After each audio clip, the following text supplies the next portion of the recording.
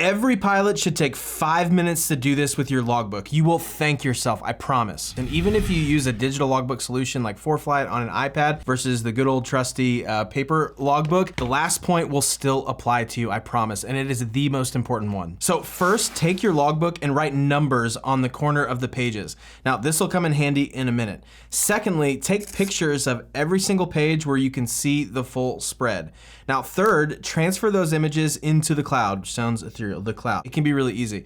Personally, I just airdrop it onto my desktop and then I put those images into Google Drive and then I rename the image, you know, it's image gibberish, into the page number. So literally it's just 1.jpg, 2.jpg, etc. And then anytime you complete a new page of your logbook, just repeat the process. And this is basically going to effectively digitize your logbook if you're using the good old-fashioned paper version. Now, this is super simple, but there are 3 hugely important reasons to do this. And the number 1 most important reason still applies to you even if you only use digital logbooks, so stick with me. The 3rd most important reason is so that you won't lose your logbook entries. I have heard from so many of you over the course of time in comments and in emails that either you misplaced your logbook or it got destroyed in a fire or got stolen out of your car. For whatever reason, you no longer have the logbook. And if that has happened to you, I am deeply sorry. Like literally part of my heart breaks for you because I know in my logbooks, it's years and years of memories, but I appreciate you sharing that with me and others so that I can motivate us to go back these things up. And even if we lose the physical copy that's so important,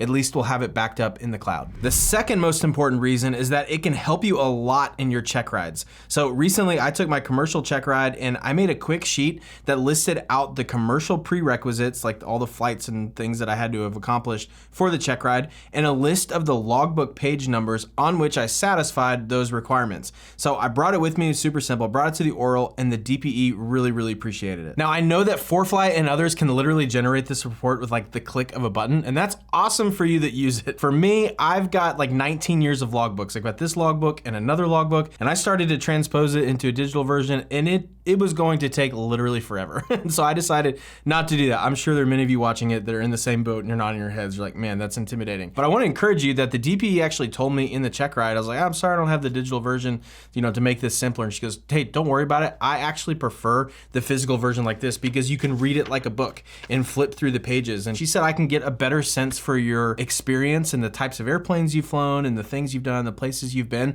just reading it like a story versus flipping through it in an iPad. So if you are paper version, don't be dismayed. There's some DPEs that actually prefer it. But the number 1 reason to take a minute to add page numbers to your logbook and kind of go back and reflect on it is this. It helps remind your brain that the best things are not instant. So I've been reflecting on this lately. It just feels like everything around us, everything on our phone, everything on our iPad, everything on our computer, everything on our TV, the meals we eat, the things that are delivered, literally everything is all about instant gratification. How quickly can I get it? And I recently just deleted Instagram from my phone because I realized, man, it's doing to my brain some unhealthy things. Even if I'm just looking for sports updates or flying updates or whatever, it's that what's the next hit? What's the next hit? What's the next hit of dopamine to my brain? And you really have to step back and remember, man, the best things in life don't happen instantly. It's the things that don't happen over the course of minutes or hours. It's the things that really evolve over the course of days, months, and years, and flying is no exception. So there's something about just sitting down with your logbook, and even if it's just taking a minute to put page numbers in it and briefly scan through some of the memories on that page and think about the late nights, the early mornings, all the round trips to the airport, the times that it got rained out, the times that you got stuck somewhere, thinking about all the things that didn't happen in 30 seconds. It took the course of days, weeks, months, and years to accomplish things that you're really proud of. It reminds me that my goals and the things that I want to experience are not going to happen in the next 10 minutes. And so to not get so discouraged right now, but to keep going. So here's what I'd love to hear from you.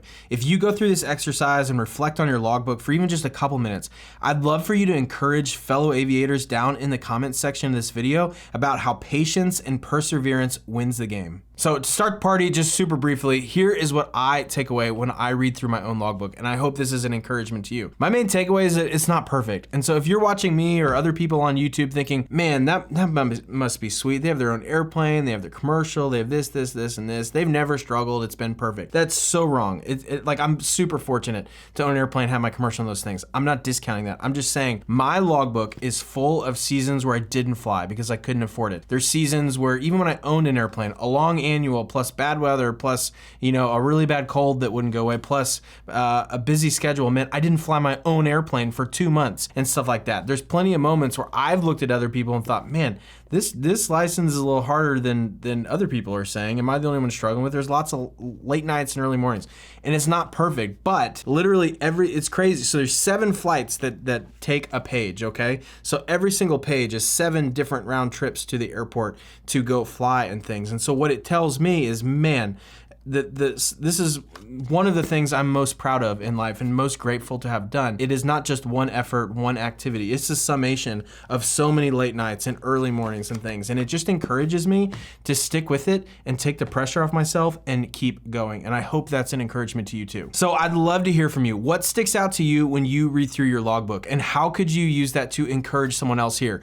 I really, really mean this, that your words and your encouragement here could be the reason that someone decides to get back into aviation or pursue aviation in the first place. And that is going to forever change their lives just by the simple words that you type into the keyboard right now. So I can't wait to hear from you, and I'll see you down in the comments.